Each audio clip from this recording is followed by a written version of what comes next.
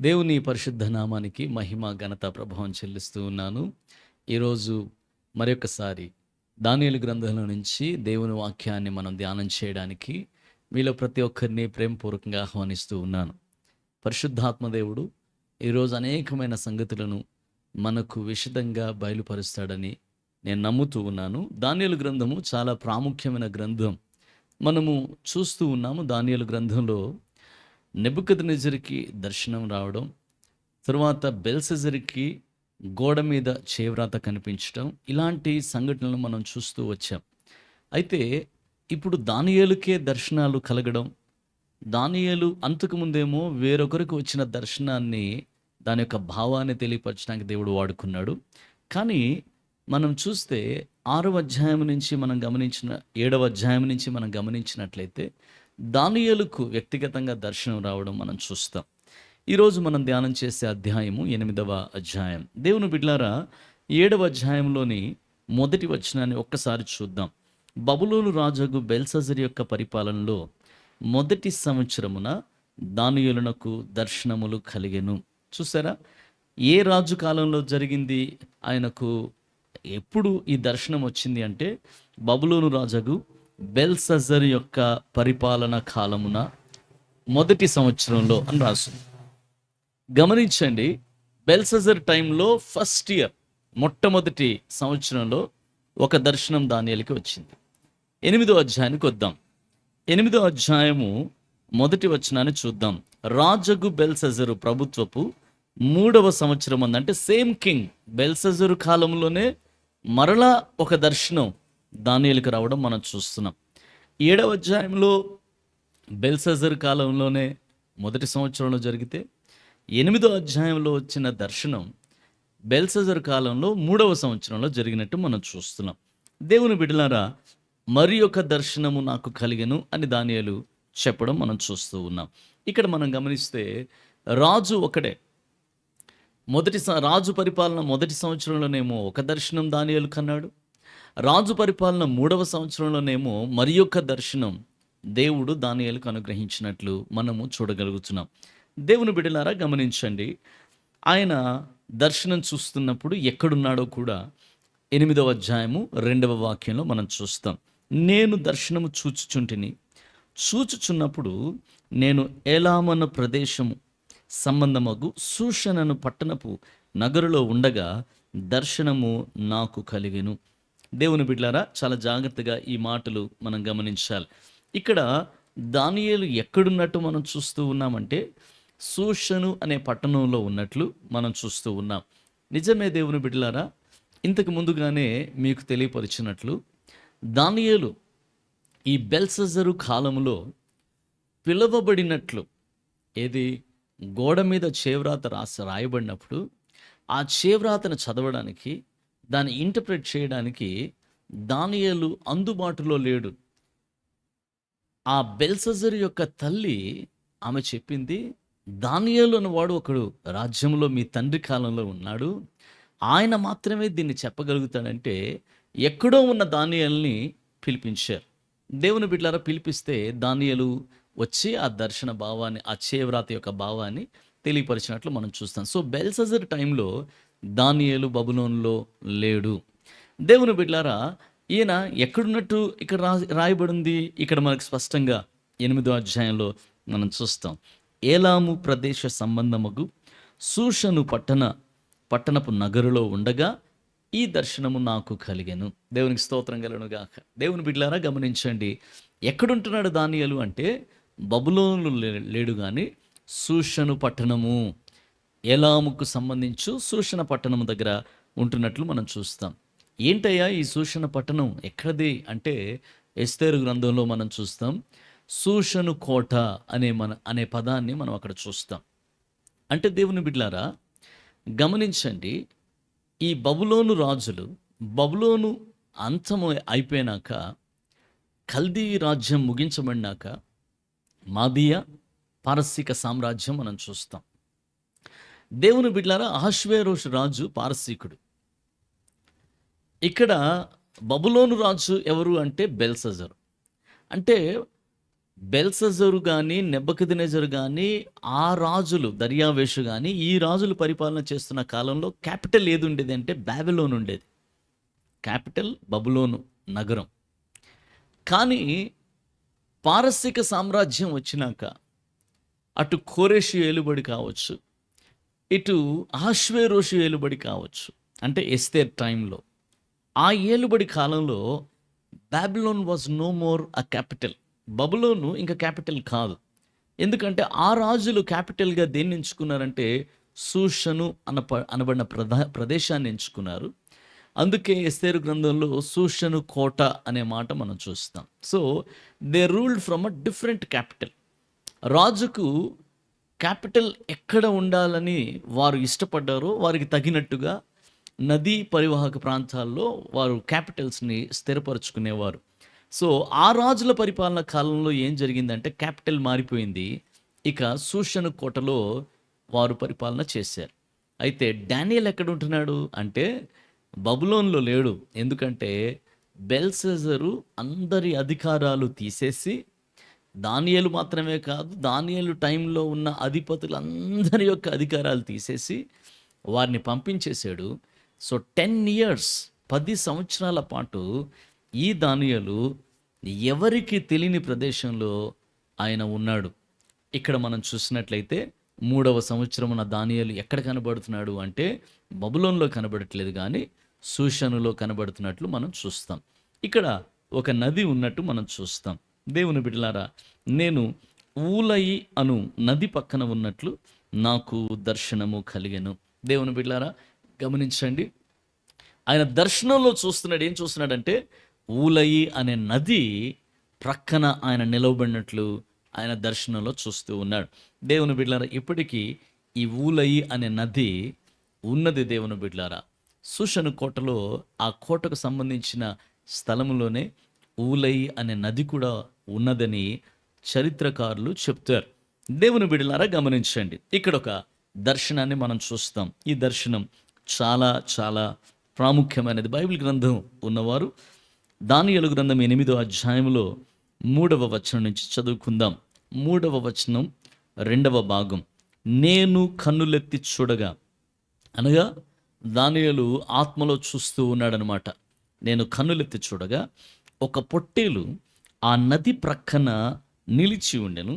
దానికి 2 కొమ్ములు, ఆ కొమ్ములు ఎత్తైనవి గాని ఒకటి రెండవ దానికంటే ఎత్తుగా ఉండెను. ఎత్తుగలది దానికి తరువాత మొలిచినది. ఆ పొట్టేలు కొమ్ముతో పశ్చిమముగాను ఉత్తరముగాను దక్షిణముగాను పొడుచుచుండుట చూచితిని. ఇట్లు జరగగా దాన్ని ఎదిరించుటకైనను అది పట్టకుండా తప్పించుకొనుటకైనను ఏ జంతువునకును శక్తి లేకపోయాను. అది తనకిష్టమైనట్టుగా జరిగించు బలము చూపుచు వచ్చాను. చాలా జాగ్రత్తగా గమనించాలి. దానియేలు దర్శనంలో ఏం కనబడుతుంది? మొట్టమొదటిగా అంటే ఒక పొట్టేలు కనబడుతూ ఉన్నది. దేవుని బిడ్డలారా, గత వారం మనం దేవుని వాక్యంలో ధ్యానం చేశాం. ఒక 4 జీవులు, 4 రకాల జంతువులు ఆ దర్శనంలో దానియేలు చూసినట్లు మనం ఆల్రెడీ ధ్యానం చేశాం. ఇక్కడ దర్శనంలో కూడా మొట్టమొదటిగా ఊలయి నది పక్కన ఆయన నిలవబడినట్లు దర్శనంలో చూస్తున్నాడు. ఇప్పుడు ఏం చూస్తున్నాడంటే దానియేలు ఒక పొట్టేలును చూస్తూ ఉన్నాడు. విచిత్రమైన విషయం ఏంటంటే ఈ పొట్టేలుకు 2 కొమ్ములు ఉన్నాయి. ఆ కొమ్ములు ఎలా ఉన్నాయంటే మొదట ఒక కొమ్ము మొలిచింది, తరువాత ఇంకో కొమ్ము మొలిచింది, తరువాత మొలిచిన కొమ్ము మొదట మొలిచిన కొమ్ము కంటే ఎత్తుగా మొలిచిందంట. అది బలముగా ఉందని చెప్తూ ఉన్నాడు. దేవుని బిడ్డలారా, చాలా జాగ్రత్తగా గమనించండి. ఈ పొట్టేలు ఏం చేస్తుంది? 4వ వచనం, వర్స్ 4, 4వ వచనంలో ఏం చూస్తామంటే ఈ పొట్టేలు కొమ్ముతో పశ్చిమముగాను ఉత్తరముగాను దక్షిణముగాను పొడుచుచుంట చూచితని. ఈ పొట్టేలు ఏం చేస్తుందంటే దాని కొమ్ములతో ఉత్తరంగా దక్షిణంగా అది పొడుస్తూ ఉన్నదంట. పశ్చిమంగా ఉత్తరముగా దక్షిణంగా 3 దిక్కుల వైపు ఈ పొట్టేలు తన కొమ్ముతో పొడుస్తూ ఉన్నట్లు మనం చూస్తూ ఉన్నాం. దీని యొక్క అర్థం ఏంటో మనము గ్రహిద్దాం దేవుని బిడలారా. ఇంకా ఈ పొట్టేలు ఏం చేస్తుందో చూద్దాం. ఇట్లు జరుగుగా దాన్ని ఎదురించుటకైనను, వర్స్ 4, 4వ వచనం చూస్తే దాన్ని ఎదురించుటకైనను, అది పట్టకుండా తప్పించుకొనుటకైనను ఏ జంతువునకు శక్తి లేకపోయాను. ఈ పొట్టేలు ఏం చేస్తుందో తెలుసండి? ఎలాంటి జంతువు వచ్చినా దాన్ని ఓడించేస్తుంది. ఎలాంటి మృగం వచ్చినా దాన్ని ఓడించేస్తుంది. అలాగే అసలు దాన్ని ఏది అదుపు చేయలేకపోతుంది. ఏది ఈ పొట్టేల్ని పట్టుకోలేకపోతుంది అసల. ఈ పొట్టేల్ని గట్టిగా పట్టుకొని దాన్ని కంట్రోల్ చేయగలిగేది ఏ జంతువు వలన కావట్లేదు అని చెప్పి మనం చూస్తూ ఉన్నాం. ఏ జంతువుకు శక్తి లేకపోయాను కాబట్టి అది ఏం చేస్తుందంటే అది తనకిష్టమైనట్టుగా జరిగించు బలము చూపుచూ వచ్చెను. దానియేలుకు దర్శనంలో కనబడిన మొదటి జంతువు పొట్టేలు అని మనం చూస్తూ ఉన్నాం. రెండవదిగా మనం చూస్తాం, 5వ వచనానికి వద్దాం.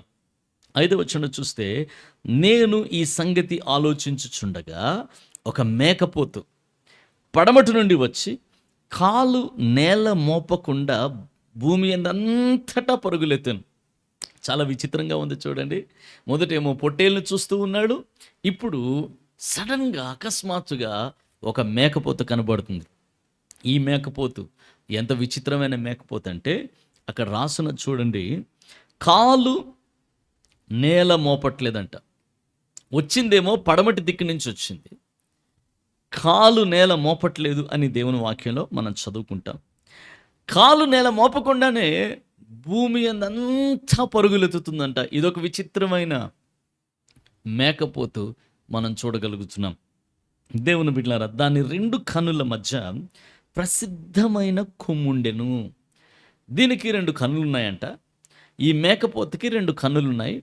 ఈ 2 కన్నుల మధ్యలో ఒక కొమ్ము, ఒక ఖడ్గమృగానికి నుదుటి మధ్యలో ఒక కొమ్ము ఎలా ఉంటుందో అలా ఈ మేకపోతుకి సరిగ్గా ఈ కన్నుల మధ్యలో నుంచి ఒక కొమ్ము బయటకు వచ్చినట్టు దేవుని వాక్యంలో దానియేలు దర్శనంలో చూస్తూ ఉన్నాడు.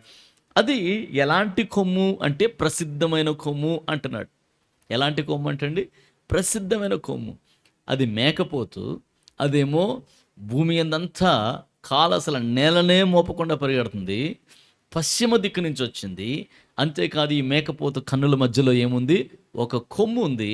ఆ కొమ్ము అంట చాలా ఫేమస్ అంట, చాలా ప్రసిద్ధి చెందింది అని చెప్తూ ఉన్నాడు. తర్వాత 6వ వచనం చూడండి, ఈ మేకపోతు నేను నది ప్రక్కన నిల్చుట చూచిన 2 కొమ్ములు గల పొట్టేలు సమీపమునకు వచ్చి భయంకరమైన కోపముతోను బలముతోను దాని మీదకి ఢీకొని వచ్చాను. ఇప్పుడు గమనించండి దేవుని బిడ్డలారా, ఒకవైపేమో పొట్టేలుని చూస్తున్నాడు, ఇంకోవైపేమో మేకపోతును చూస్తూ ఉన్నాడు. ఈ పొట్టేలే చాలా స్ట్రాంగ్, చాలా బలమైంది. దాన్ని ఎవడు అదుపు చేయలేకపోతున్నాడు, ఎవడు ఆపలేకపోతున్నాడు. అంత శక్తివంతమైన పొట్టేలు. అంతేకాకుండా అది ఉత్తరం తట్టు, దక్షిణం తట్టు, అది పడమటి తట్టు దాని కొమ్ములతో పొడుస్తూ వస్తూ ఉంది.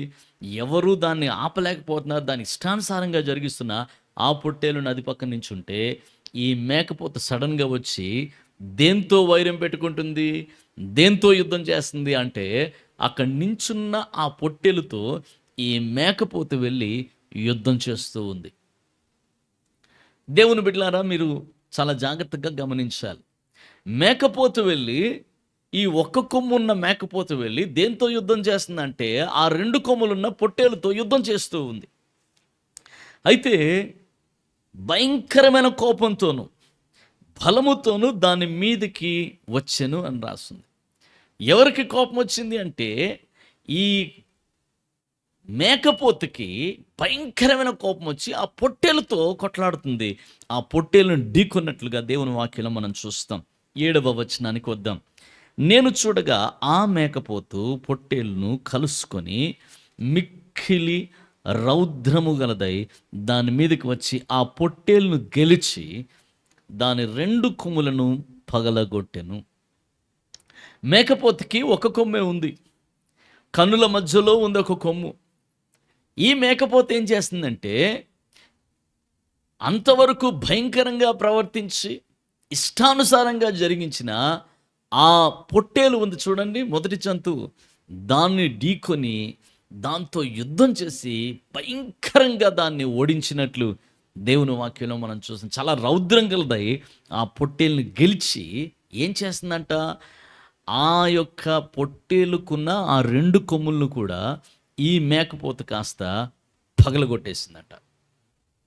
దేవుని బిడ్డలారా, సాధారణంగా ఇలాంటి దృశ్యపటాలు మనం ఎక్కడ చూస్తుంటామంటే, ఈ కింగ్ కాంగ్, లేకపోతే ఈ ఆహ్, గాడ్జిల్లా, కింగ్ కాంగ్ ఇలాంటి మూవీస్‌లో ఆ 2 కొట్టుకోవడం, గాడ్జిల్లా ఒకవైపు, కింగ్ కాంగ్ ఒకవైపు, ఈ 2 కలుసుకొని కొట్టుకోవడం, విపరీతంగా వాటి మధ్యలో యుద్ధం చేయడం, బిల్డింగులు పడిపోవడం, పెద్ద పెద్ద ఎయిర్ క్రాఫ్ట్స్‌ని చేత్తో పట్టుకొని కిందకి దించేయడము, వాటిని నలిపేయడము, కొని తినేయడం, నవిలేయడం ఇవన్నీ చూసినప్పుడు, బాబోయ్! ఇంత ఘోరంగా ఉన్నాయేంట్రా బాబు అసల. ఈ కింగ్ కాంగ్ చూడు ఎంత పెద్దగుందో, ఈ గాడ్జిల్లా చూడు ఎంత పెద్దగుందో అని చెప్పి, మనం వాటిని చూసినప్పుడు ఆ గ్రాఫికల్ పిక్చర్‌ని మనం చూసినప్పుడు, ఇది మహాఘోరమైన యుద్ధం అని మనకనిపిస్తది. దేవుని బిడ్డలారా, ఇక్కడ చూడండి ఎంత గ్రాఫికల్ పిక్చర్. ఇక్కడ దానియేలు చూస్తూ ఉన్నాడు. దానియేలు దర్శనంలో చూస్తున్నాడు. ఈ మేకపోత ఒకవైపు వచ్చింది, ఒకవైపు పొట్టేలొచ్చింది. ఈ 2 కొమ్ములు గల పొట్టేల్ని అసలు ఎవడు ఆపలేని ఈ పొట్టేలునెళ్ళి మేకపోతు వెళ్ళి ఢీకొని దాంతో పౌరుషంగా యుద్ధం చేసి ఆ మేకపోతుకున్న ఆ పొట్టేలుకున్న 2 కొమ్ముల్ని పగలగొట్టేసినట్టు దేవుని వాక్యంలో మనం చూస్తాం. ఆ పొట్టేలు దానిని ఎదిరింపలేకపోయినందున ఆ మేకపోతు దాన్ని నేల పడద్రోసి తొక్కుచుండెను. చూసారా, పొట్టేలు చాలా బలమైందని ముందుగానే మనం చదువుకున్నాం. కానీ మేకపోతును మాత్రం అది ఎదిరించలేకపోతుందంట. ఈ మేకపోతుని ఎదిరించలేక, దాన్ని ఓడించలేక పడిపోయింది. కింద పడిపోతే ఏం జరుగుతుందంటే, ఆ మేకపోతు దాన్ని నేలను పడద్రోసి కాలుతో తొక్కుతుందంట దాన్ని. అంతేకాదు, దాని బలమును అణిచి ఆ పొట్టేలును తప్పించుట ఎవ్వరి చేతను కాకపోయెను. పొట్టేలు కింద పడిపోయింది. మేకపోతేమో దాన్ని కాలుతో తొక్కుతుంటే ఆ పొట్టేల్ని రక్షిద్దామని ఎవడు ఆలోచించినా వాడి వల్ల కాలేదంట. ఇప్పుడు చెప్పండి, మొదటేమో పొట్టేలే చాలా బలమైందని చదువుకున్నాం. ఇప్పుడు మేకపోతు దానికంటే బలమైంది. పొట్టేలు చేతిలోంచే ఎవడు అసలు ఆ పొట్టేలుని ఎవడు ఆపలేకపోతున్నాడు, దాన్ని చేతిలోంచి ఎవరిని రక్షించలేకపోతున్నాం అన్నట్టుగా అది ఉంటే, దానికంటే బలమైనది వచ్చింది. అసలు ఇప్పుడు ఆ పొట్టేలునే ఎవడు రక్షించలేకపోతున్నాడు, ఆ పొట్టేలుని ఎవడు కాపాడలేకపోతున్నాడు. మేకపోతు అంత బలమైనదిగా కనబడుతుంది.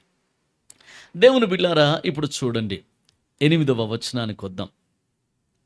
ఆ మేకపోతు అత్యధికముగా బలము చూపుచూ వచ్చెను. ఇక్కడ ఇంక పొట్టేలు అయిపోయింది. దర్శనంలో పొట్టేలు కనిపించట్లే. మేకపోతే ఎలా కనబడుతుంది చూడండి. అత్యధికంగా బలము చూపుచూ వచ్చాను. అది బహుగా పుష్టి నొందగా దాని పెద్ద కొమ్ము విరిగెను. ఆశ్చర్యం చూసారా,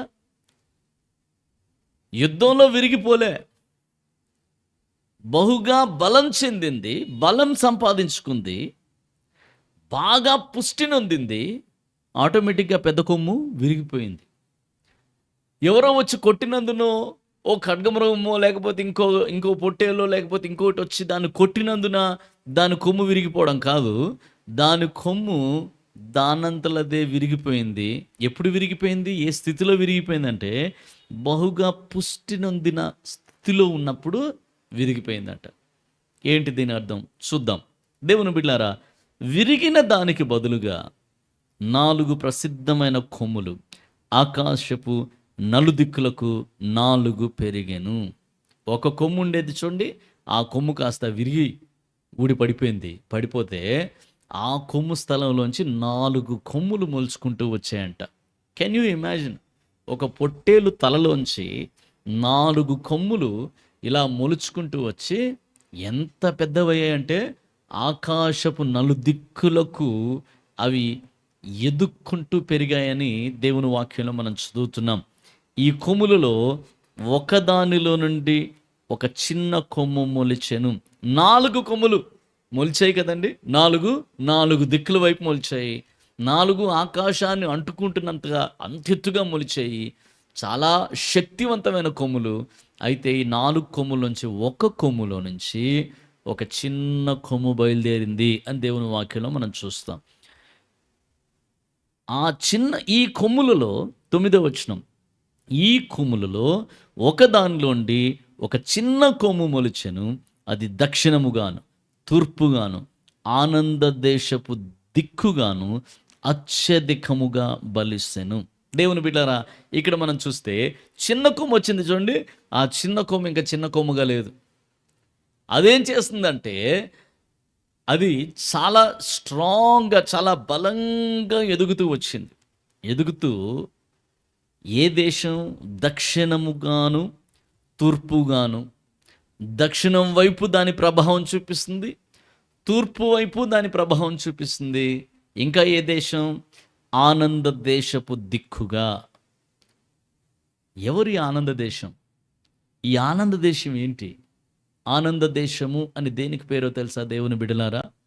దేవుని ప్రజలు నివసించుచున్న ఇశ్రాయేలు దేశానికి, యెరూషలేము పట్టణానికి ఆ పేరు ఉన్నది, ఆనంద దేశము అని దానియేలు గ్రంథంలో అది పిలువబడుతూ ఉన్నది. సో ఈ కొమ్ము ఏం చేస్తుందంటే అటు దక్షిణం దిక్కుగా, ఇటు తూర్పు దిక్కుగా, అటు ఆనంద దేశపు దిక్కుగా, అంటే యెరూషలేం వైపు కూడా దీని ప్రభావాన్ని, దీని బలాన్ని చూపుతూ వస్తూ ఉన్నదంట. దేవుని బిడ్డారా, అక్కడతో ఆగిపోలేదు. 10వ వచనం, ఆకాశ సైన్యమునంతునట్లుగా అంటున్నట్లుగా అంతగా పెరిగి నక్షత్రములలో కొన్నిటిని పడవేసి కాళ్ళ కింద అనగదొరుకుచుండెను. దేవుని బిడ్డారా, ఒకసారి ఆలోచన చేయండి. ఈ మేకపోతు కొమ్ములలోంచి, 4 కొమ్ముల్లో నుంచి ఒక కొమ్ములో చిన్న కొమ్ము మొదలయ్యి ఆ చిన్న కొమ్ము కాస్త ఎంతెత్తి ఎదిగిందయ్యా అంటే అటు ఆనంద దేశం వైపు పొడుస్తుంది, ఇటు తూర్పు దిక్కుగా, అటు దక్షిణ దిక్కుగా పొడుస్తూ ఇంకేం చేస్తుందంటే ఆకాశ నక్షత్రాలు ఎంత ఎత్తుగున్నాయో ఆ కొమ్ము అంతెత్తు ఎదిగి నక్షత్రాల్లో కొన్నిటిని కింద పడేసిందట. ఎంత భయంకరమైన దర్శనం అండి ఇది! ఎంత ఊహకు మించిన విషయాలు ఈ దర్శనంలో కనబడుతున్నాయో మనమైతే ఊహించలేమండి. దేవుడు ఇటువంటి దర్శనాన్ని దానియేలుకు చూపించాడు. ఆ కొమ్మను చూస్తూ ఉన్నాడు. ఇది ఆకాశ నక్షత్రాలు అంటుకుపోయింది. అంటే నక్షత్రాల్లోనే కొన్నిటిని ఇటు అటు అని ఫలములు ఇప్పుడు చెట్టుకి పండ్లుంటే మనం కర్ర తీసి ఇలా ఇలా అంటే ఎట్లా ఆ కాయలు కానీ ఆ పళ్ళు కానీ కింద పడిపోతాయో ఆకాశ నక్షత్రాలు అలా కింద పడిపోయినాయంట. అంత ప్రభావము ఆ చిన్న కొమ్ముకుంది. దేవుని బిడ్డలారా, తరువాత చూద్దాం 11వ వచనం, కింద పడేసి నక్షత్రాలు పడేసి ఆ నక్షత్రాలని కాళ్ళ కింద తొక్కుతుందంట. అంతేకాకుండా 11వ వచనం, ఆ సైన్యం యొక్క అధిపతికి విరోధముగా, ఏ సైన్యము? ఆకాశ సైన్యం. ఆకాశ సైన్యం యొక్క అధిపతికి విరోధంగా, అంటే దేవునికి విరోధంగా తన్ను తాను హెచ్చించుకొని అనుదిన బలి అర్పణ నిలిపివేసి ఆయన ఆలయమును పడద్రోసెను. ఆయన ఆలయము అనగా దేవుని ఆలయము. దేవుని బిడ్డలారా, ఈ చిన్న కొమ్ము కాస్త ఎదిగి ఎదిగి ఎదిగి ఎదిగి చాలా బీభత్సాన్ని సృష్టిస్తూ ఉంది. ఘోరమైన కార్యాలు చేస్తూ ఉంది. ఆకాశ నక్షత్రాలను కూడా కింద పడేసి నేల మీద పడితే వాటిని కాలుతో తొక్కుతుంది. అంతేకాకుండా సర్వోన్నతుడైన దేవుని యొక్క సైన్యానికి విరోధంగా ఈ చిన్న కొమ్ము నిలబడి ఇంకేం చేస్తుందంటే సర్వోన్నతునికి దేవుని ఆలయాన్ని ఈ కొమ్ము పాడు చేస్తుందంట. ఆలయాన్ని పడద్రోసిందంట. అతిక్రమము జరిగినందున 12వ వచనం, అతిక్రమము జరిగినందున అనుదిన బలిని నిలుపు చేయుటకై ఒక సేన అతనికి ఇవ్వబడెను. అతడు సత్యమును వ్యర్థపరిచి ఇష్టానుసారంగా జరిగించుచు అభివృద్ధి నొందెను. ఇక్కడ ఈ డ్రీమ్, వచ్చిన దర్శనంలో ఆయన వాడుతున్న టర్మినాలజీ మారినట్లు మనం చూస్తాం. అంతవరకు మేకపోతు అన్నాడు, అంతకుముందు పొట్టేలు అన్నాడు, జంతువులతో పోలుస్తూ వచ్చాడు. కానీ కొమ్ము, చిన్న కొమ్ము దగ్గరికి వచ్చినాక, ఆ చిన్న కొమ్ము ఇలా చేసింది అని చెప్పినాక ఆ చిన్న కొమ్ముని ఏమని పిలుస్తున్నాడంటే అతడు అంటున్నాడు. గమనించారా? వర్డింగ్, ఆ టర్మినాలజీ మారింది. అక్కడ ఏమని మారింది? ఏం రాస్తున్నట్టే అతిక్రమము జరిగినందున అనుదిన బలులు నిలుపుచేటుకై ఒక సేన అతనికి ఇవ్వబడ్డది. ఇంకా కొమ్ము అనబట్లే అక్కడ. అంటే ఈ చిన్న కొమ్ము ఒక వ్యక్తి అని అర్థం. అతనికి ఒక సైన్యమే ఇవ్వబడ్డదంట. ఎందుకు సైన్యం ఇవ్వబడ్డది అంటే సత్యమును వ్యర్థపరచడానికి, ఇష్టానుసారంగా జరిగించడానికి, అభివృద్ధి పొందడానికి ఒక సైన్యమే వానికి ఇవ్వబడ్డదని రాస్తుంది. 13వ వచనం. అప్పుడు పరిశుద్ధుల్లో ఒకడు మాట్లాడగా నేను వింటిని. అంతలో మాట్లాడుచున్న ఆ పరిశుద్ధంతో మరి ఒక పరిశుద్ధుడు మాట్లాడుచుండెను. ఏమనగా, అనుదిన బలును గూర్చి అతిక్రమం జరిగినందున సంభవించు నాశనకరమైన హేయ వస్తువు గూర్చియు కలిగిన ఈ దర్శనము నెరవేరుటకు ఎన్నాళ్ళు పట్టుననియు, ఈ ఆలయ స్థానమును జనసమూహమును కాళ్ళ కింద తొక్కబొట్టుకై ఎన్నాళ్ళు జరుగునో అనియు మాట్లాడుకునిరి. వాళ్ళు మాట్లాడుకుంటున్నారు. ఒక వ్యక్తి ఇంకొక వ్యక్తితో మాట్లాడుతున్నాడు. దేవుని బిడ్డలారా, అక్కడ రాయబడిన మాట, ఆ పరిశుద్ధునితో మరి ఒక పరిశుద్ధుడు. అంటే పరలోక సంబంధమైన పరిశుద్ధులు ఒకరితో ఒకరు మాట్లాడుకుంటున్నారు. ఏమని మాట్లాడుకుంటున్నారు తెలుసా? ఇంతకీ ఈ అక్రమం ఎంతకాలం జరుగుతుంది? వీడింత ఇష్టానుసారంగా ఎంతకాలం ప్రవర్తిస్తాడు? ఆలయము తొక్కబడుతుంది, పరిశుద్ధ బలులు నిలిపివేయబడ్డాయి, భయంకరమైన కార్యక్రమాలు జరుగుతూ ఉన్నాయి. ఈ ఆలయ స్థానం జనసమూహమును కాళ్ళ కింద ఎంతకాలం తొక్కబడతాయి? ఈ చిన్న కొమ్ము అనేవాడు ప్రజల్ని తన కాళ్ళ కింద నలగొడుతున్నాడు. దేవుని ఆలయాన్ని పాడు చేస్తున్నాడు. దేవుని ఆలయంలో అతి పరిశుద్ధ స్థలంలో హేయమైన వస్తువు నిలిపాడు. ఎంతకాలం ఇది జరుగుతుంది అని చెప్పి ఒక పరిశుద్ధుడు ఇంకో పరిశుద్ధుడిని అడుగుతుంటే, ఆ పరిశుద్ధుడు ఈయనకి జవాబిస్తున్నాడు. ఏమని జవాబిస్తున్నాడు చూడండి. 14వ వచనం, వర్డ్స్ 14, 14వ వచనం. అందుకతడు 2300 దినముల మట్టుకే అని నాతో చెప్పెను. అప్పుడు ఆలయ పవిత్రతను గూర్చిన తీర్పు తీర్చబడును. దేవుని బిడ్డలారా, ఒక ఫిగర్ ఇస్తూ ఉన్నాడు. ఎంతకాలమయ్యా ఇలా ఆలయం ఎంతకాలం తొక్కబడుతుంది? ఎంతకాలం అపవిత్రం అవుతుంది? ఎంతకాలం ఈ శ్రమను మనం చూడాలి అంటే ఆయన అంటున్నాడు, అయ్యా ఇది ఎంతకాలం జరుగుతుందో తెలుసా అని ఈ పరిశుద్ధుడు అవతల వ్యక్తితో చెప్తున్నాడు. ఏమని చెప్తున్నాడంటే 2300 దినములు, 2300 దినములు అంటున్నాడు. ప్రియ సహోదరి సహోదరులారా, 2300 దినములు అంటే సుమారుగా 6.5 సంవత్సరాలు. 6.5 సంవత్సరాలు, 2300 దినములు అంటే సుమారుగా 6.5 సంవత్సరాలు ఇది జరుగుతుంది అని చెప్పి ఆయన చెప్పాడు. ఇదంతా దానియేలు దర్శనములోనే చూస్తూ ఉన్నాడు. దేవుని బిడ్డలారా, 15వ వచనం కొద్దాం. దానియేలును నేను ఈ దర్శనము చూచితిని, దాన్ని తెలుసుకొనదగిన వివేకం పొందవలని ఉండగా మనుష్యుని రూపం గల ఒకడు నా ఎదుట నిలిచెను. దేవునికి స్తోత్రం కలుగును గాక. దర్శనం వచ్చింది, భయంకరమైన దర్శనం. దర్శనంలో ఒక పొట్టేలును చూశాడు, దానికంటే బలమైన ఒక మేకపోతుని చూశాడు. ఆ మేకపోతుకి 4 కొమ్ములు రావడం చూశాడు. ఆ 4 కొమ్ముల్లో ఒక కొమ్ములో నుంచి ఒక చిన్న కొమ్ము రావడం చూశాడు. ఆ చిన్న కొమ్ము అత్యంత భయంకరంగా పెరిగి ఆనంద దేశాన్ని దాడి చేస్తుంది, తూర్పు దేశాన్ని దాడి చేస్తుంది, పశ్చిమ దిక్కు వైపు కూడా దాడి జరుగుతుంది. ఈ కొమ్ము కాస్త ఎదిగి, అంటే ఆ వ్యక్తి కాస్త ఎదిగి బలాభివృద్ధి నింది ఒక సైన్యాన్ని సంపాదించుకొని పరిశుద్ధులతో యుద్ధం చేస్తూ ఉన్నాడు. ఆలయము తొక్కబడుతుంది. ఇవన్నిటినీ కూడా దానియేలు దర్శన రీతిగా చూస్తూ, ఇప్పుడు ఈ దర్శన భావం ఏంటయ్యా అని దానియేలు వెయిట్ చేస్తున్నాడు. దీని యొక్క వివేకము అంటే దీని అండర్స్టాండింగ్ ఏంటి అని వెయిట్ చేస్తున్నాడు. దేవుని బిడ్డలారా, దేవుడు ఏ దర్శనమును మనకు అనుగ్రహించినా దానియేలు వలె మనము what is the understanding of this dream, what is the understanding of this vision అని ఖచ్చితముగా దేవుణ్ణి మనం అడగాలి. ఇక్కడ ఒక అద్భుతమైన సత్యాన్ని మీతో చెప్తాను.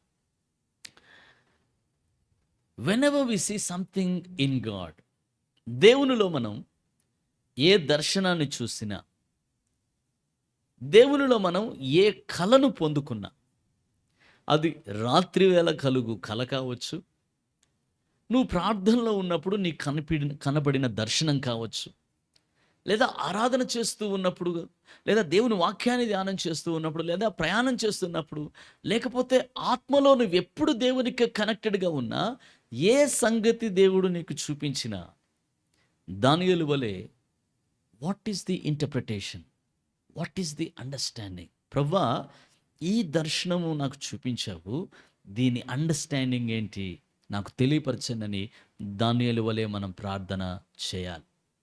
దేవునికి స్తోత్రం కలుగునుగాక. హల్లెలూయా. ఎందుకంటే మనం ప్రార్థన చేసినప్పుడు ఖచ్చితంగా దాని యొక్క భావాన్ని దేవుడు మనకు అనుగ్రహిస్తాడు. ప్రార్థన చేయకపోతే మన మనస్సున్నది చూసారా, ఇది ఎలాంటిదంటే మనస్సు ఓన్ కంక్లూషన్స్కి ఇమ్మీడియట్గా రాగలుగుతుంది. దీని అర్థం ఇది అయి ఉండొచ్చు, దీని అర్థం ఇది అయి ఉండొచ్చు అని ఓన్ కంక్లూషన్కి, సొంత ముగింపుకి, సొంత గ్రహింపుకి ఇమ్మీడియట్గా రాగలుగుతుంది. కాబట్టే మనం దేవుని దగ్గర దానియేలు వలె వెయిట్ చేయాలి. Because you have seen something in the spirit, and that vision, that dream can be interpreted only by the spiritual understanding. You saw something in the spirit and you cannot interpret it by the natural source. Whenever God shows you something, it is spiritual, and you need the Holy Spirit to give you an understanding. పరిశుద్ధాత్ముడే నీకు దాని గ్రహింపును అనుగ్రహించాలి. ఆత్మ వలన చూసిన దానికి గ్రహింపు కూడా ఆత్మ వలనే కలగాలి. అంతేగాని నీ సొంత ముగింపుకు, సొంత అండర్స్టాండింగ్కి ఇది అయి ఉండొచ్చేమో, ఇది అయి ఉండొచ్చేమో, ఇది అయి ఉండొచ్చేమో అనే గ్రహింపుకి, అనే ముగింపుకు రావడము వలన మేబీ దేవుడు నీకు చూపించాలనుకుంటుంది, మాట్లాడాలనుకుంటున్న పూర్తి విషయాన్ని నువ్వు తెలుసుకోలేకపోతావు. కాబట్టి దానియేలు ఒక పర్ఫెక్ట్ ఎగ్జాంపుల్ మనకు చూపించాడు. ఈ దర్శన భావం ఏంటి ప్రభువా, దీని గురించిన వివేకం నాకు అనుగ్రహించని వెయిట్ చేస్తూ ఉన్నాడు. వెయిట్ చేస్తుంటే అక్కడ దేవుడు ఈ దర్శన భాగాన్ని అర్థం ఇవ్వడానికి గాబ్రియేల్ని దేవుడు పంపించాడు. దేవునికి స్తోత్రం కలుగును గాక. హల్లెలూయా. The angel Gabriel came down to explain this vision of Daniel. చదువుదాం దేవుని వాక్యంలో నుంచి. మనుష్యుని రూపము గల ఒకడు నా ఎదుట నిలిచెను. 16వ వచనం. అంతటా ఊలయి నదీ తీరముల మధ్య నిలిచి పలుకుచున్న ఒక మనుష్యుని స్వరము నేను వింటిని. అది గాబ్రియేలు, ఈ దర్శన భావమును ఇతనికి తెలియజేయమని చెప్పాను. ఒక మ్యాన్స్ వాయిస్ వినబడుతుంది. ఆ స్వరం ఏం చెప్తుందంటే ఎవరితో మాట్లాడుతుందంటే గాబ్రియేలుతో మాట్లాడుతుంది. గాబ్రియేలు, ఇగో ఈ దానియేలుకి, ఈ వ్యక్తికి ఈ దర్శనం వచ్చింది, ఈ దర్శనం యొక్క మీనింగ్ నువ్వు ఇతనికి తెలియజేయని చెప్పి ఆ స్వరం చెప్పడం విన్నాడు. దేవునికి స్తోత్రం కలుగును గాక. తర్వాత మాట మనం చూస్తాం. 17వ వచనం. అప్పుడు అతడు నేను నిలుచున్న చోటుకు వచ్చాను. అతడు రాగానే నేను మహాభయం ఉంది సాష్టాంగపడి తిని. అతడు నరపుత్రుడా, ఈ దర్శనము అంత్యకాలమును గూర్చిందని తెలుసుకొనుము. These are the words of Gabriel. గాబ్రియేలు దానియేలు ముందుకు రాగానే దానియేలు గడగడ గడగడ వణుకుతూ సాష్టాంగపడ్డాడు, వణికిపోతున్నాడు. ఇప్పుడు గాబ్రియేల్ చెప్తున్నాడు, దానియేలు, ఈ దర్శనం గురించి నువ్వు ఒక విషయం తెలుసుకోవాలి. అదేనంటే ఈ దర్శనము యొక్క భావము ఇప్పటిని గూర్చి కాదు, ఇది అంత్యకాలమున జరగబోతున్నది అంటున్నాడు. దేవునికి స్తోత్రం కలుగును గాక. చూడండి ఒకసారి అక్కడ రాసిన మాట, 18వ వాక్యం. అతడు నాతో మాట్లాడుచుండగా, వర్స్ 18, 18వ వచనం. అతడు నాతో మాట్లాడుచుండగా నేను గాఢ నిద్ర పట్టిన వాడనై నేలను సాష్టాంగపడితిని గనుక అతడు నన్ను పట్టుకుని లేవనెత్తి నిలవబెట్టెను. దేవునికి స్తోత్రం కలుగును గాక.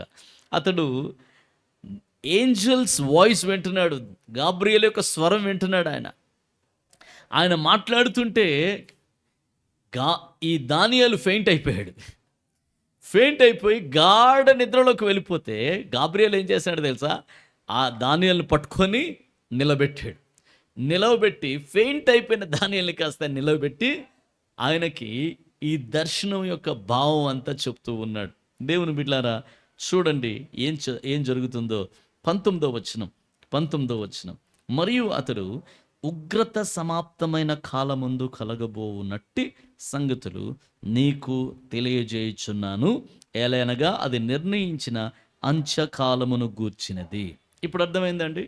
ఈ పొట్టేలు కానీ, దాని తర్వాత వచ్చిన ఈ గొర్రుపోతు కానీ, మేకపోతు కానీ, ఈ రెండిటికి జరిగిన యుద్ధం కానీ, ఆ తర్వాత మేకపోతు నుదుట్లో నుంచి వచ్చిన కొమ్ము కానీ, ఆ కొమ్ము పెరికివేయబడి 4 కొమ్ములు దాని స్థానంలో రావడం కానీ, 4 కొమ్ముల్లో నుంచి ఒక కొమ్ములో నుంచి మరొక కొమ్ము రావడం కానీ, ఆ కొమ్ము కాస్త 3 భూమికి 3 దిక్కుల 3 వైపులా దాడి చేయడం కానీ, ఆలయాన్ని అపవిత్రపరచడం కానీ, సైన్యాన్ని ఏర్పాటు చేసుకోవడం కానీ, అతిక్రమం చేయడం కానీ, 2300 దినములు భయంకరమైన కీడు, శ్రమ, అతిక్రమము భూమి మీద చేయడం కానీ, ఇవన్నీ కూడా ఎప్పటికి సంబంధించినవో గాబ్రియలు చెప్తున్నాడు.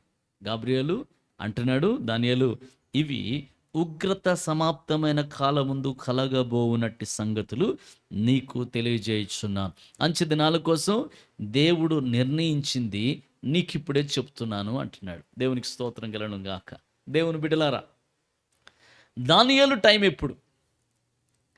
బబులోను రాజ్యం, పారసిక రాజ్యం, ఈ రాజ్యాల టైంలో దానియేలు జీవించాడు. అయితే ఆ దినాలలో, ఆ రోజుల్లో జీవిస్తున్న దానియేలుకి దేవుడు అంత్యకాలంలో సంభవించబోయే సంగతులను దేవుడు చూపించాడు. దేవునికి స్తోత్రం కలుగును గాక. అంత్య దినాలలో ఏం జరగబోతుందో నేను చూపిస్తున్నాను. కడవరి కాలంలో ఏం జరగబోతుందో, అంత్యకాలంలో ఏ సంఘటనలు జరగబోతున్నాయో దానియేలు దాని గురించి ఇప్పుడు నీకు దర్శన రూపంలో చూపిస్తున్నానని చెప్పి గాబ్రియలు చెప్పడం మనం చూస్తున్నాం.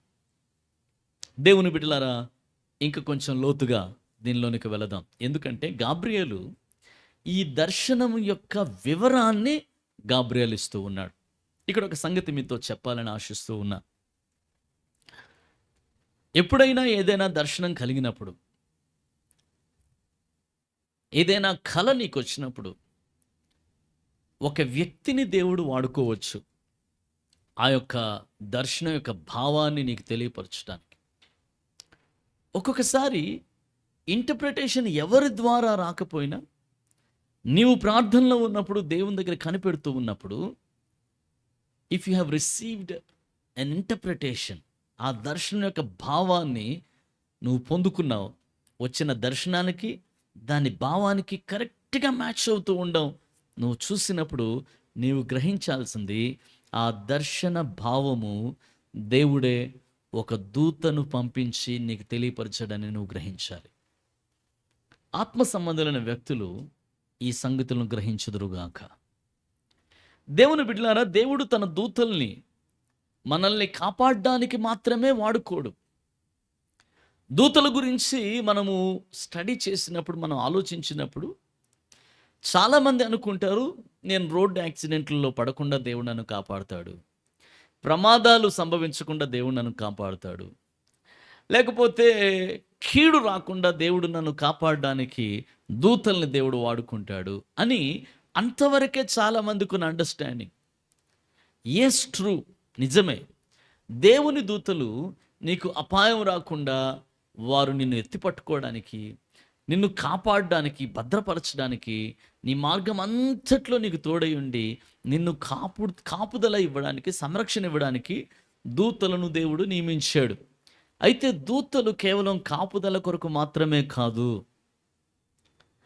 నీకు సమయానికి ఆలోచన ఇవ్వడానికి కూడా దేవుడు దూతలను వాడుకుంటాడు. ఒక దర్శన భావం తెలియజేయడానికి కూడా దూతలను దేవుడు వాడుకుంటాడు. ఒక కళ యొక్క భావాన్ని నీకు తెలియపరచడానికి కూడా దూతల్ని వాడుకుంటాడు.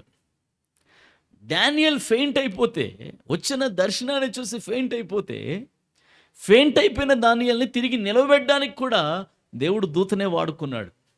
అట్లా దూతలు చేసే పరిచర్య చాలా అద్భుతం దేవుని బిడ్డలారా. దూతల పరిచర్యలో ఇదొక భాగం. ఏంటా భాగం అంటే, to give you an understanding from heaven. పరలోకము నుండి ఒక గ్రహింపును నీ దగ్గరికి తీసుకొని రావడం.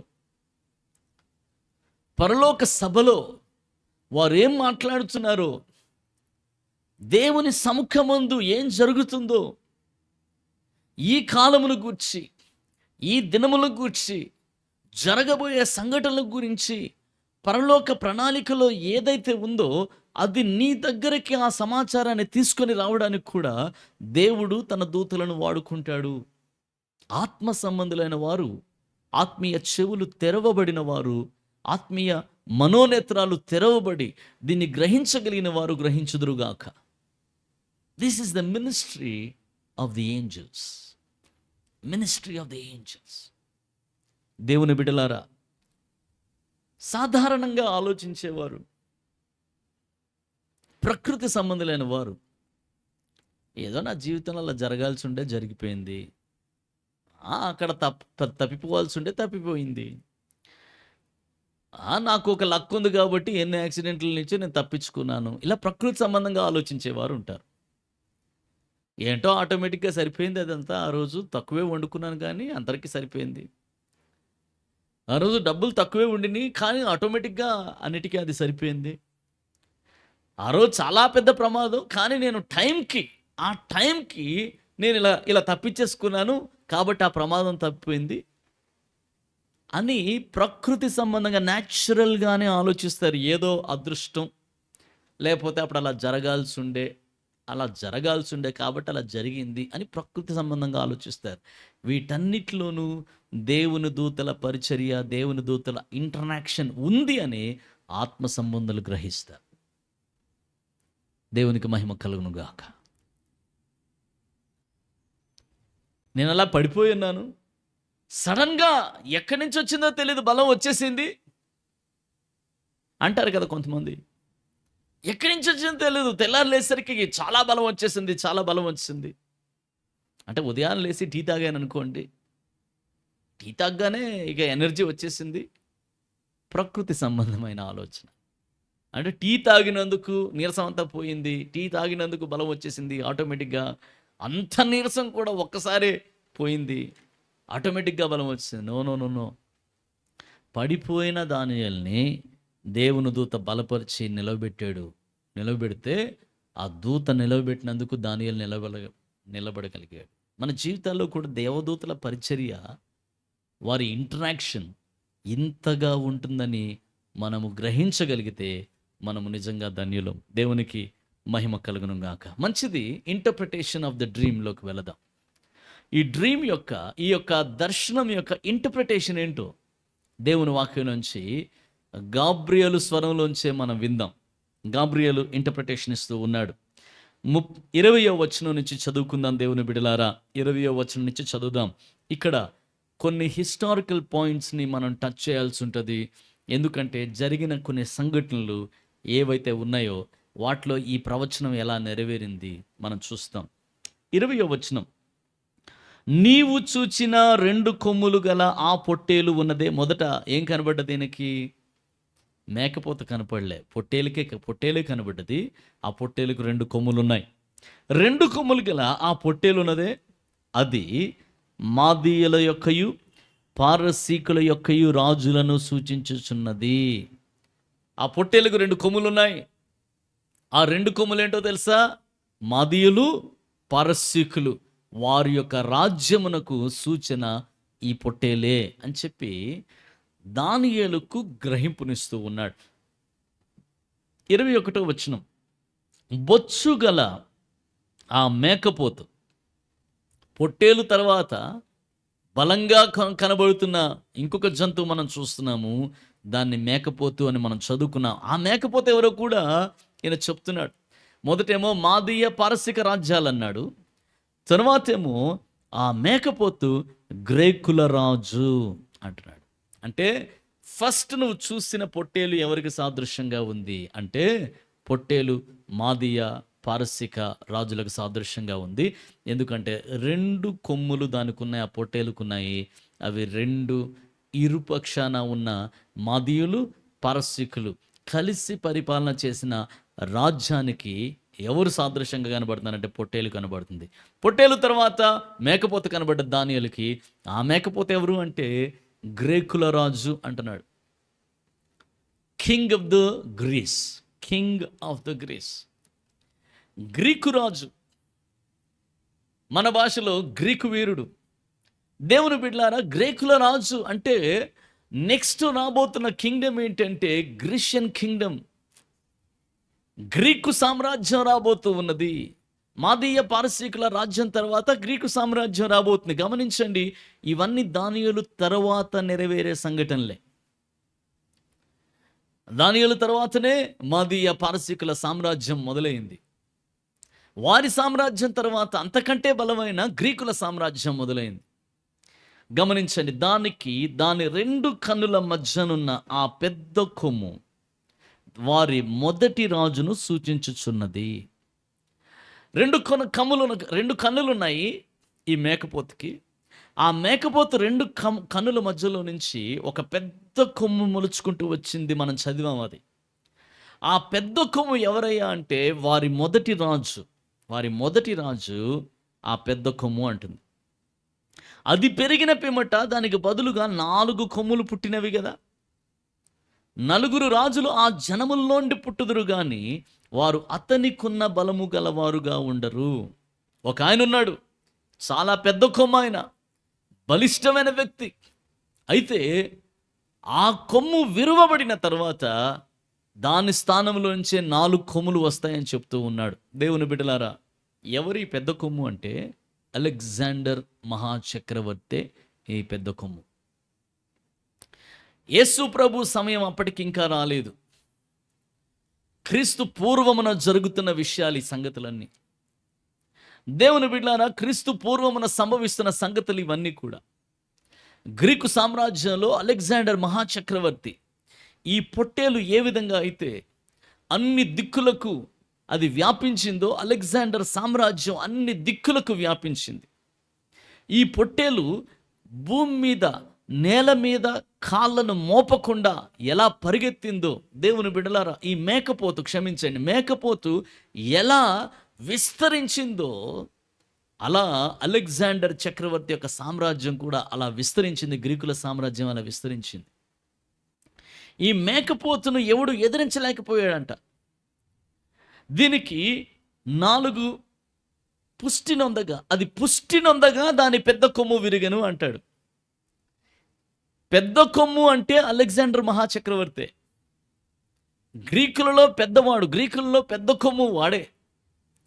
అయితే పెద్ద కొమ్ము విరిగిపోయింది. ఎప్పుడు విరిగిందంటే రాజ్యం బహు పుష్టిగా ఉన్నప్పుడు విరిగిపోయింది. నిజంగానే అలెగ్జాండర్ చక్రవర్తి ఎప్పుడు చనిపోయాడు అంటే మంచి యవన ప్రాయంలో చనిపోయాడు. 33.5 సంవత్సరాలకే అలెగ్జాండర్ చనిపోయాడు. దేవుని బిడ్డలారా, అప్పటికి గ్రీకు సామ్రాజ్యం సువిశాలమైన సామ్రాజ్యం, అన్ని దేశాలని ఆక్యుపై చేసుకున్న సామ్రాజ్యం, అంత బలమైన సామ్రాజ్యం. అలెగ్జాండర్ కూడా చాలా బలమైన స్థితిలో ఉన్నవాడు. అలెగ్జాండర్ ఏమి వృద్ధుడైపోలే, అలెగ్జాండర్ ఏమి అలసిపోలే. మంచి యవన బలంలో ఉన్న ఆ సమయంలోనే అలెగ్జాండర్ చనిపోయాడు. కొమ్ము విరవబడింది, కొమ్ము విరిగిపోయింది, అలెగ్జాండర్ చనిపోయాడు. ఆ విరవబడిన కొమ్ము స్థానంలోంచి 4 కొమ్ములు వచ్చాయని రాస్తుంది. దేవుని బిడ్డలారా, విరిగిన దానికి బదులుగా 4 ప్రసిద్ధమైన కొమ్ములు ఆకాశము నలుదిక్కులకు 4 పెరిగెను. ఆకాశపు నలుదిక్కులకు 4 పెరిగాయి. ప్రసిద్ధమైన కొమ్ములంట. ఈ ప్రసిద్ధమైన కొమ్ములు ఏంటో తెలుసా? అలెగ్జాండర్ స్థానంలో నుంచి పరిపాలన చేయడం ప్రారంభించిన అలెగ్జాండర్ చక్రవర్తి యొక్క 4 సైన్యాధిపతులు. ఈ 4 సైన్యాధిపతుల్లో ఒకడు టోలమీ, మరి ఒకడి పేరు సెలుకాస్, ఇంకొక ఆయన పేరు కెసాండర్, ఇంకొక ఆయన పేరు యాంటియోకస్. దేవుని బిడ్డలారా, ఈ నలుగురు కూడా ఏం చేస్తున్నారు అంటే సామ్రాజ్యాన్ని 4 భాగాలుగా చేసుకొని నలుగురు పరిపాలన చేస్తూ ఉన్నారు. ఒకే సామ్రాజ్యం నుంచి పుట్టారు. ఇప్పుడు ఆ ఒక్క సామ్రాజ్యం కాస్త 4 సామ్రాజ్యాలు అయిపోయినాయి. ఎందుకంటే నలుగురు పరిపాలన చేస్తూ ఉన్నారు. కొంతకాలానికి ఏమైందో తెలుసండి, ఈ నలుగురికే ఒకరంటే ఒకరికి పడకుండా అయిపోయింది. సెలుకాస్ అనేవాడు ఎలాగైనా టోలమీ సామ్రాజ్యాన్ని, టోలమీ ఐగుప్తు దేశాన్ని పరిపాలన చేస్తుంటే ఐగుప్తును కూడా నా వశం చేసుకోవాలి అని అనుకున్నాడు సెలుకాస్. ఇలా ఒకనికి నలుగురు మధ్యలో ఒకనికి పడకుండా అయిపోయింది. అప్పటికి అలెగ్జాండర్ చనిపోయాడు. అలెగ్జాండర్ చనిపోయిన తర్వాత జరిగిన సంఘటనలే ఈ 4 కొమ్ములు. ఈ 4 కొమ్ములు 4 వైపులా విస్తరించాయి. ఈ 4 కొమ్ములు, అతనికున్న బలము ఈ 4 కొమ్ముల్లో లేదంట. ఎవరికి? అలెగ్జాండర్కు ఉన్నంత బలం మాత్రం వీరికి లేదు. ఇది మనం చదువుకున్నాం దేవుని బిడ్డలారా. ఇప్పుడు చూద్దాం, గమనిద్దాం. 9వ వచనం చూడండి. 8వ అధ్యాయం 9వ వచనం. ఈ కొమ్ములలో ఒకదానిలో నుండి ఒక చిన్న కొమ్ము మొలిసెను. దీని గురించి గాబ్రియేల్ ఏమంటున్నాడో చదువుకుందాం. గాబ్రియేల్ ఏమంటున్నాడు? 22వ వచనం. అది పెరిగిన పిమ్మట దానికి బదులుగా 4 కొమ్ములు పుట్టినవి కదా. 4 రాజులు ఆ జనముల నుండి పుట్టుదురు కానీ వారు అతనికున్న బలము గలవారుగా ఉండరు. ఎవరు? అలెగ్జాండర్ తర్వాత వచ్చినవారు. వారి ప్రభుత్వం యొక్క అంతములో వారి అతిక్రమములు సంపూర్తి ఎగుచుండగా, ఈ నలుగురి ప్రభుత్వం యొక్క అంతంలో వారి అతిక్రమాలు సంపూర్తి ఎగుచుండగా, క్రూర ముఖము గలవాడును యుక్తి గలవాడినై ఉండి ఉపాయము తెలుసుకొని ఒక రాజు పుట్టును.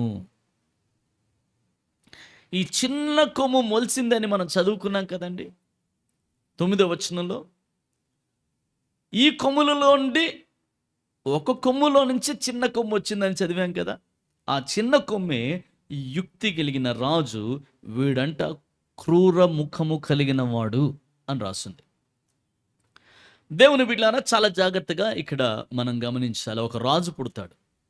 ఆ రాజు చాలా ఉపాయం కలిగిన వాడు, యుక్తి కలిగిన వాడు, క్రూర ముఖము కలిగిన వాడు అంటున్నాడు. ఎగ్జాక్ట్లీ ఎప్పుడు పుడతాడు, ఎప్పుడు వస్తాడు అంటే అలెగ్జాండర్ తర్వాత 4 చక్రవర్తులు, ఆ 4 చక్రవర్తుల ముగింపు కాలంలో, వారి యొక్క ఎండ్ డేస్లో వీడు పుడతాడు అని రాస్తుంది. టైం లైన్ గమనించండి. అప్పటికి ఇంకా యేసయ్య జన్మించలేదు. ఇది ఎప్పుడు జరిగిందో చెప్పమంటారా? ఆ చిన్న కొమ్ము ఎవరో తెలుసా? యాంటియోకస్ ఎపిఫనీస్. అతని పేరు యాంటియోకస్ ఎపిఫనీస్. ఈ వ్యక్తి క్రీస్తు పూర్వం 175 సంవత్సరాల నుంచి 167 సంవత్సరం వరకు పరిపాలన చేసిన వ్యక్తి యాంటియోకస్ ఎపిఫనీస్ అనే వ్యక్తి. ఈ చిన్న కొమ్ము ఎవరంటే, యాంటియోకస్ ఎపిఫనీస్ ఎలా ప్రవర్తించబోతున్నాడో ఈ చిన్న కొమ్ము చూపిస్తూ ఉన్నది. అయితే ఈ వ్యక్తిని గురించి మనం ఎందుకు తెలుసుకోవాలి అంటే, పాత నిబంధనలో ఉన్న ఈ ప్రవచనము ఎగ్జాక్ట్లీగా కొత్త నిబంధనలో నెరవేరింది గనుక. ఈ వ్యక్తిని గురించి మనం ఎందుకు చూడాలి అంటే, ఈ వ్యక్తి ఏమేమి చేశాడో ఆ సంఘటనలన్నీ ప్రకటన గ్రంథంలో అంత్యక్రీస్తు కూడా చేయబోతున్నాడు గనుక. ఒక మాటలో చెప్పాలంటే, రాబోయే అంత్యక్రీస్తుకి ఒక నీడ, ఒక పర్ఫెక్ట్ ఎగ్జాంపుల్, ఒక నీడ, ఒక ఛాయాచిత్రాన్ని మనం చూడాలి పాత నిబంధనలో అంటే, యాంటియోకస్ ఎపిఫనీస్ అనే వ్యక్తి యొక్క చరిత్రను మనం చదివితే అంత్యక్రీస్తు ఎలా ఉంటాడో మనకు అర్థమైపోతుంది. ఈ వ్యక్తి అంత్యక్రీస్తా కాదు, కానీ ఈ వ్యక్తి ఎగ్జాక్ట్ పిక్చర్ ఆఫ్ యాంటిక్రైస్ట్. రాబోయే అంత్యక్రీస్తుకి ఈ వ్యక్తి ఒక ఎగ్జాక్ట్ పిక్చర్. దేవుని బిడ్డలారా, ఏంటి ఈ వ్యక్తి యొక్క పరిస్థితి ఏంటి, ఈ వ్యక్తి యొక్క స్వభావం ఏంటి చూస్తాం ఒకసారి. 24వ వచనాన్ని, అతడు గెలుచును గాని తన స్వబలం వలన గెలవడు. ఆశ్చర్యముగా శత్రువులను నాశనము చేయుట యందు అభివృద్ధి పొందుచు ఇష్టమైనట్టుగా జరిగించుచు బలవంతులను అనగా పరిశుద్ధ జనమును నశింపజేయును. చాలా చాలా జాగ్రత్తగా ఒక్కొక్క మాట మనం చూడాలి. దేవుని బిడ్డలారా, ఈ వ్యక్తి అంట పరిశుద్ధ జనాన్ని నశింపజేస్తాడంట, ఇష్టమైనట్టుగా జరిగిస్తాడంట. బలవంతుల్ని సైతం అనగా దేవునిలో బలంగా స్థిరపడి ఉన్న పరిశుద్ధుల్ని సైతం నశింపజేస్తాడంట. ఆశ్చర్యంగా శత్రువులు నాశనం చేస్తాడంట. అంటే శత్రు దేశాలు ఎన్నైతే ఉన్నాయో అన్నిటినీ చాలా ఆశ్చర్యంగా, మ్యాజికల్గా వాడు గెలిచేసుకుంటాడంట. యుక్తి కలిగిన వాడుగా ఉంటాడంట, ఉపాయము తెలిసిన రాజుగా ఉంటాడంట. ఇవన్నీ యాంటియోకస్ ఎపిఫనీస్ అనే రాజులో ఉన్నాయి. అలాగే రాబోయే అంత్యక్రీస్తులో కూడా ఇవే గుణాలు ఉన్నాయి. 25వ వచనం, అతడు ఉపాయము కలిగిన వాడే మోసము చేసి తనకు లాభము తెచ్చుకొనును. అతడు అతిశయపడి తను తాను హెచ్చించుకొనును. క్షేమముగానున్న కాలమందు అనేకులను సంహరించును. అతడు రాజాదిరాజుతో యుద్ధము చేయను గాని కడపట అతని బలము దైవాధీనము వలన కొట్టివేయబడును. దేవుని బిడ్డలారా, ఎన్ని దినాలు జరుగుతుంది ఇది? ఎన్ని దినాలు వాడు వర్ధిల్లుతాడు? ఎన్ని దినాలు వాడు రూల్ చేస్తాడు? ఎన్ని దినాలు వాడు ఇష్టం వచ్చినట్టుగా ప్రవర్తిస్తాడు? ఎన్ని దినాలు దేవుని ప్రజలకు శ్రమ కలుగుతుంది? దేవుడు వాని బలాన్ని ఎప్పుడు కొట్టేస్తాడు? జవాబు కూడా మనం చదువుకున్నాం. ఏమని రాస్తుందంటే 2300 దినముల మట్టుకే అని నాతో చెప్పాను. వాడు ఇష్టానుసారంగా రాజ్యం చేయడం, ఇష్టం వచ్చిన కార్యాలన్నీ చేయడం, ఎంతవరకు దేవుడు వాడిని అనుమతిస్తాడంటే 2300 దినముల మట్టుకే. ఒక మాటలో చెప్పాలంటే సుమారుగా 6.5 సంవత్సరాల కాలం. గమనించారా? ఎగ్జాక్ట్లీ యాంటియోకస్ ఎపిఫనీస్ అనేవాడు దేవుని బిడ్డలారా సెలుకస్ కింగ్డమ్లోంచి వచ్చినవాడు. వాడు సెలుకస్ కింగ్డమ్ని సెల్యూషన్ కింగ్డమ్ అంటారు దీన్ని. ఈ రాజ్యాన్ని విస్తరింపజేయాలని వాడు కంకణం కట్టుకున్నాడు. కంకణం కట్టుకొని చాలా ఉపాయం కలిగిన వాడు, చాలా తెలివైన వాడు, కానీ చాలా క్రూరుడు వీడు. మహాక్రూరుడు అంటే మహాక్రూరుడు వీడు. ఇంత క్రూరం కలిగిన వాడు 175వ సంవత్సరం నుంచి పరిపాలనలోకి వస్తే 167వ సంవత్సరం వరకు, క్రీస్తు పూర్వం ఇది, 167వ సంవత్సరం వరకు పరిపాలన చేసాడు. సరిగ్గా అలెగ్జాండర్ చక్రవర్తి తరువాత పాలించిన 4 వ్యక్తుల తర్వాత వీడే ముఖ్యమైన ఎంపరర్ అని మనం చెప్పొచ్చు. దేవుని బిడ్డలారా, వీడికి రోమన్ రూట్స్ ఉన్నాయి. రోమీల దగ్గర విద్య నేర్చుకున్నవాడు వీడు, యుద్ధములు నేర్చుకున్నవాడు వీడు. ఇటు సెలుకస్ కింగ్డమ్ని వర్ధిల్లింపజేస్తున్నవాడు వీడు. చాలా ఉపాయం కలిగిన వాడు వీడు. వీని దినాలలో జరిగిన సంఘటనలు ఏంటో మీతో చెప్తాను, చాలా జాగ్రత్తగా వీటిని వినాలి. మొట్టమొదటిగా వీని పేరు గమనిస్తే యాంటియోకస్ ఎపిఫనీస్. అంటే ఈ యాంటియోకస్ అనేవాడు, ఎపిఫనీస్ అంటే అర్థం ఏంటంటే గాడ్ మేనిఫెస్టెడ్ అని అర్థం. God manifested. వాని పేరులోనే ఏముందో తెలుసా? దేవుని ప్రత్యక్షత. యాంటియోకస్ అనేవాడు దైవస్వరూపి, దేవునిగా దిగి వచ్చిన వాడు అనే పేరును వాడు చూపించుకున్నాడు. అంత మాత్రమే కాదు, వాని దినాలలోనే ఒక నాణెము మీద ఒక వ్యక్తి యొక్క ముఖ చిత్రాన్ని ముద్రించవచ్చు అనేది వాడు కనిపెట్టాడు. వాడి దినాల్లో వాడే నాణెం మీద వాని యొక్క ముఖ చిత్రం ఉండి పైన గాడ్ మేనిఫెస్టెడ్ అని వ్రాయించాడు వాడు. ఆ నాణెముల మీద గాడ్ మేనిఫెస్టెడ్. యాంటియోకస్ ఎపిఫనీస్ ఎవరు అంటే ప్రత్యక్షపరచబడిన దేవుడు అని వాడు దేవునిగా కనపరుచుకోవడం ప్రారంభించాడు. ప్రజలు ఆశ్చర్యపోయారు. వీడేంటి ఇంత క్రూరుడైన వ్యక్తి, ఇంత భయంకరుడైన వ్యక్తి, ఏ చక్రవర్తి సాహసించలేనిది వీడు చేస్తున్నాడని చెప్పి ఆశ్చర్యపోయారు. అంటే వీడు దేవుడు అనుకుంటున్నాడా? వీడు దేవుని కంటే తను హెచ్చించుకుంటున్నాడే. వీడే దేవుడని ప్రకటించుకుంటున్నాడు. వీడికి అసలు భయం లేదా? నిజంగానే ఎవరికి భయపడలేదు, దేవునికి కూడా భయపడలేదు వీడు.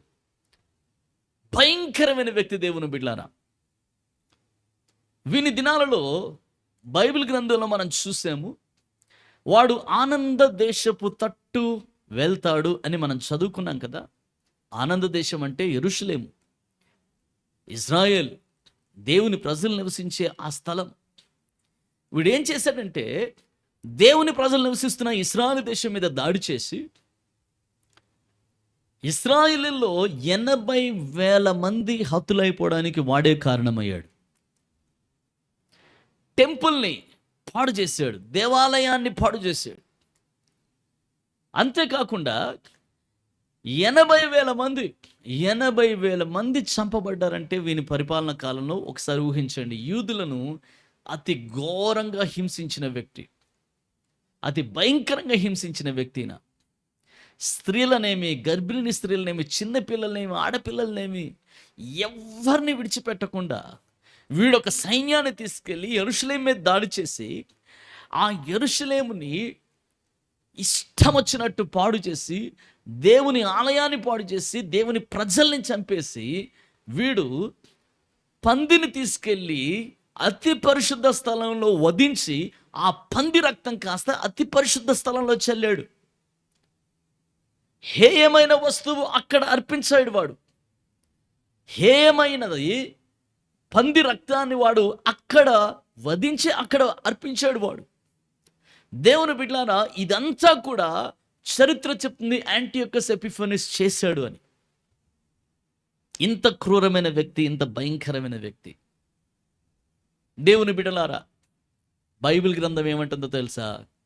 దైవాధీనము వలన అతని బలము కొట్టివేయబడును.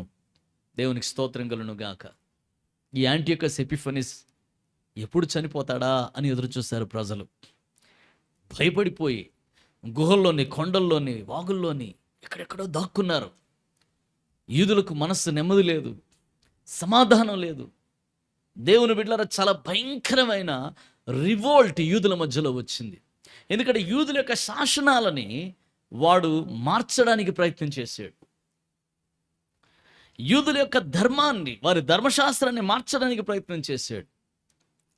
ఇక మీరు ఈ పండగలు చేయకూడదు, యూదులకు సంవత్సరం పొడుగున పండుగలున్న ఈ పండుగలు ఏవి చేయకూడదు మీరు, ఇక మీదట ఈ ఉత్సవ కాలాన్ని మీరు పాటించకూడదు, ఇక మీదట మీకు ఈ ధర్మశాస్త్రం అవసరం లేదు, నా మాటనే మీరు పాటించాలి అని చెప్పి అనేకమైన రూల్స్ వాడు తీసుకొచ్చాడు. తీసుకొస్తే దాంట్లోంచి ఒక రివోల్ట్ ప్రారంభించబడ్డది. దాన్నే మెకబీస్ రివోల్ట్ అంటారు. మెకబీస్ రివోల్ట్, మకబీయుల ఉజ్జీవము లేక మకబీయుల యొక్క తిరుగుబాటు అని మనం అనొచ్చు. మకబీయులు అనేవారు, యూదా అను వ్యక్తి ఆ మకబీయులకు ముఖ్యుడైన వ్యక్తి. వారియర్, గ్రేట్ వారియర్, చాలా గొప్ప యుద్ధవీరుడు ఆయన. ఆయన ఏం చేశాడంటే మకబీయులందరినీ ఒక చోట చేర్చి ఈ వ్యక్తికి వ్యతిరేకంగా పోరాటం చేశాడు. ఆ పోరాటంలో కొన్ని 100 మంది, 1000 మంది చనిపోయారు. దేవుని బిడ్డలారా, యాంటియోకస్ ఎపిఫనీస్ మహాక్రూరుడైన వ్యక్తి, మహాక్రూరుడైన వ్యక్తి. ఆశ్చర్యం ఏంటో తెలుసా దేవుని బిడ్డలారా? యాంటియోకస్ ఎపిఫనీస్ ఆయనకి వృద్ధాప్యం వచ్చినప్పుడు ఎవడూ జయించలేడు వీడిని, ఇక వీడే దేవుడిగా తిష్టేసుకొని కూర్చున్నాడు అని చుట్టూన్న రాజులు సైతం వాడిని చూసి వణికిపోయేవాళ్ళు, వాడిని చూసి ఆశ్చర్యపోయేవారు. అలాంటి దినాలలో ఏ రాజు ఒక బాణం ఉపయోగించకుండా, ఏ రాజు ఒక ఖడ్గం ఉపయోగించకుండా సడన్గా ఈ వ్యక్తి కొట్టివేయబడ్డాడు. ఎలా తెలుసా? దైవాధీనము చేత అని రాస్తుంది బైబిల్లో. ఎలా తెలుసా అండి? ఒక విచిత్రమైన రోగం వచ్చింది వీడికి, ఒక విచిత్రమైన రోగం. ఎంత భయంకరమైన రోగం అంటే, శరీరం బతికుండగానే శరీరంలో అవయవాలు కాస్త కుళ్ళిపోవడం మొదలెట్టినాయి. బతికుండగానే ఇట్లా వేళ్ళు కుళ్ళిపోయి ముద్దలు ముద్దలు రక్తం పడిపోయేదంట, ముద్దలు ముద్దలు రక్తం. ఈ వ్యక్తిని ట్రీట్ చేయడానికి కూడా డాక్టర్ల దగ్గరికి వచ్చేవాళ్ళు కాదంట. ఈ వ్యక్తి యొక్క స్మెల్ని భరించలేకపోయారంట. పురుగులు తినేసి, శరీరం అంతా పురుగులు తినేసి చచ్చిపోయాడు ఈ వ్యక్తి. దేవుని బిడలారా, సడన్గా ఏ యుద్ధం లేకుండానే, ఏ రాజు ఇతని మీదకి రాకుండానే దైవాధీనము వలన వీడు కొట్టివేయబడ్డాడు. ఇదంతా ఎందుకు మీతో చెప్తున్నాను తెలుసా అండి? ఇది చరిత్రలో 175 నుంచి 167 సంవత్సరాల మధ్యలో, క్రీస్తు పూర్వం 175 నుంచి 167 సంవత్సరాల మధ్యలో జరిగిన సంఘటన ఇది. ఈ సంఘటన ఎందుకు ఈరోజు జ్ఞాపకం చేస్తున్నానో తెలుసా? ఇదే వ్యక్తిని పోలిన వాడు అంత్యక్రీస్తు. వాడు కూడా దైవాధీనము చేతనే కొట్టివేయబడతాడు. దేవుని నామానికి స్తోత్రం కలుగును గాక. ఇవే గుణలక్షణాలు వాడు కూడా కలిగి ఉంటాడు. ఈ దర్శనము దానియేలుకు వచ్చింది. ఇది యాంటియోకస్ జీవితంలో నెరవేరింది. అయితే ఇదే దర్శనము యొక్క భావాన్ని యోహానుకు కూడా దేవుడు ఇచ్చాడు ప్రకటన గ్రంథంలో. ఆ యోహాను రాస్తున్నవి కూడా ఇదే వచనాలు మనకు కనిపిస్తాయి. యోహాను రాస్తున్న దర్శనం మాత్రము యాంటియోకస్ ఎపిఫనీస్ గురించి కాదు, కానీ అంత్యక్రీస్తు కొరకు. ఎందుకంటే both are the same pictures. రెండు ఒకటే పిక్చర్స్. పాత నిబంధన కాలంలో, అనగా యేసుక్రీస్తు జన్మించక ముందు కాలంలో యాంటియోకస్ ఎపిఫనీస్ అనేవాడు ఎలా జీవించాడో, ఎలా కొట్టివేయబడ్డాడో, అంత్యక్రీస్తు అనేవాడు కూడా అలాగే జీవిస్తాడు, అలాగే కొట్టివేయబడతాడు. So it is kind of a mirror. ఒక అద్దంలో ఒక వ్యక్తి చూసుకుంటే ఎలా కనబడతాడో, అంత్యక్రీస్తు అద్దంలో చూసుకుంటే యాంటియోకస్ కనబడతాడు, లేదా యాంటియోకస్ అద్దంలో చూసుకుంటే అంత్యక్రీస్తును మనం చూడొచ్చు. ఎంత గొప్ప దర్శనం అండి! దేవుడు అంత్యకాలముల గురించి దానియేలుకు బయలుపరిచిన దర్శనం ఇది. దేవుని బిడ్డలారా, చూద్దాం ఒక మాట. 26, 27 వచనాలు, 8వ అధ్యాయం 26, 27 వచనాలు చూద్దాం. ఆ దినములను గూర్చిన దర్శనము వివరించి ఉన్నాను. అది వాస్తవము. అది అనేక దినములు జరిగిన పిమ్మట నెరవేరును. నీవైతే ఈ దర్శనము వెల్లడి చేయకుమనెను. గమనించారండి? ఈ దర్శనాన్ని నువ్వు వెల్లడి చేయొద్దు అన్నాడు. అనేక దినముల తర్వాత ఇది జరుగుతుంది. ఈ దర్శనాన్ని నువ్వు వెల్లడి చేయొద్దు అని దానియేలుతో దేవుడు చెప్పాడు. దేవుని బిడ్డలారా, 27వ వచనం చూడండి. ఈ దర్శనము కలగగా దానియేలును నేను మూర్ఛిల్లి కొన్నాళ్ళు వ్యాధిగ్రస్తుడై ఉంటిని. పిమ్మట నేను కుదురై రాజు కొరకు చేయవలసిన పని చేయుచు వచ్చి తిని. అయితే ఈ దర్శనము గూర్చి విస్మయము గలవాడినైతేనే గాని దాని సంగతి తెలుపు గలవాడొకడును లేకపోయాను. ప్రియ సహోదరి సహోదరులారా, దానియేలుకి దర్శనం వచ్చింది. ఈ దర్శనాన్ని మూసి ఉంచని దేవుడు చెప్పాడు. దేవుని బిడ్డలారా, దేవుని పర్మిటెడ్ టైం వచ్చినప్పుడు ఆ దర్శనం యొక్క నెరవేర్పేంటో గ్రహించలాగున అంచె దినాల్లో ఉన్న మనకు దేవుడు ఆ కృపనిస్తూ ఉన్నాడు. ఆ దినాలలో ఒక వ్యక్తి, ఒక రాజు రాబోతున్నాడని దానియేలు తెలుసుకున్నాడే కానీ ఆ రాజు ఏ రాజో దానియేలుకు తెలియదు. ఆ రాజు పేరు దానియేలుకు తెలియదు. ఎందుకంటే అది మూసివేయబడినది. ఆ దర్శనాన్ని బయలుపరచొద్దని దేవుడు చెప్పాడు. కానీ ఆ దర్శనం నెరవేరింది గనుక ఆ రాజు ఎట్టివాడో, ఎవరో, చరిత్రలో ఏ కాలంలో ఆ రాజు పరిపాలన చేశాడో మనం చూడగలుగుతున్నాము. అలాగే ఈ దర్శనంలో అంతరంగమందు దాగి ఉన్న పొర ఏంటి అంటే, ఈ దర్శనం యొక్క నెరవేర్పు అంత్యక్రీస్తు కాలములో కూడా నెరవేరబోతూ ఉన్నది.